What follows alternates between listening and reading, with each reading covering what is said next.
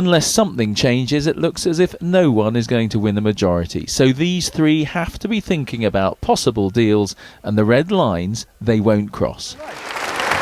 Thank you. Today, David Cameron said a red line for everyone should be no deals with the Scottish nationalists. If you end up with a government that is reliant on the votes of people who actually don't want our country to succeed, who don't want our country actually to exist, what sort of government would that be for our country?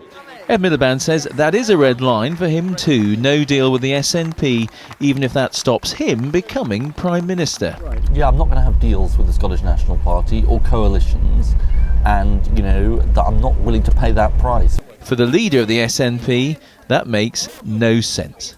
Ed Miliband is in danger of making it sound as if he would prefer to see David Cameron in power than work with the SNP, and if that's the case, Labour will never ever be forgiven in Scotland, and I suspect in other parts of the UK.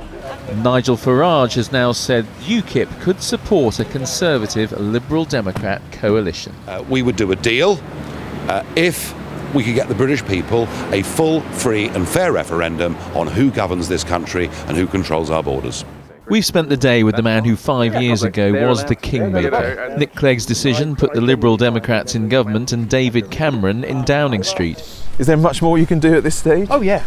So this time, would Ed Miliband's rejection of the SNP make it easier to do a deal with Labour? I've always taken a very simple, straightforward approach, which is in the same way I wouldn't put Nigel Farage in charge of the European Union, a union he wants to pull apart. I just don't see any earthly reason why one would put a party, a nationalist party that wants to pull the United Kingdom apart, in charge, in one way or another, of the government of the United Kingdom. So does that clear the way for you working with Labour and Ed Miliband after the next election? Look, all of the, who might talk to whom, all of that is in the hands of the British people. All I can tell you is that unlike David Cameron and Ed Miliband, at least I'm being upfront with people that I think there isn't going to be an outright majority. They have to go around robotically pretending that they're still going to be Prime Minister outright in their own, with a majority. They're not. They know they're not. You can see it in their eyes they're not. But they have to keep saying so.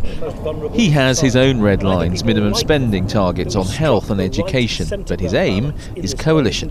You think British people like coalition now? Is that what you're saying? I tell you what, they like it a whole lot more than the chaos and shambles of having David Cameron dancing to Nigel Farage's tune, or basically held hostage by the Swivel-eyed Brigade on the back benches of the right wing of the Conservative Party. They'll like it a whole lot more than having Ed Miliband haplessly trying to govern without a majority and basically at the beck and call of Alex Salmond. You bet a stable, united, decent, centre ground coalition is a lot better than the chaos and shambles that David Cameron and Ed Miliband are now threatening.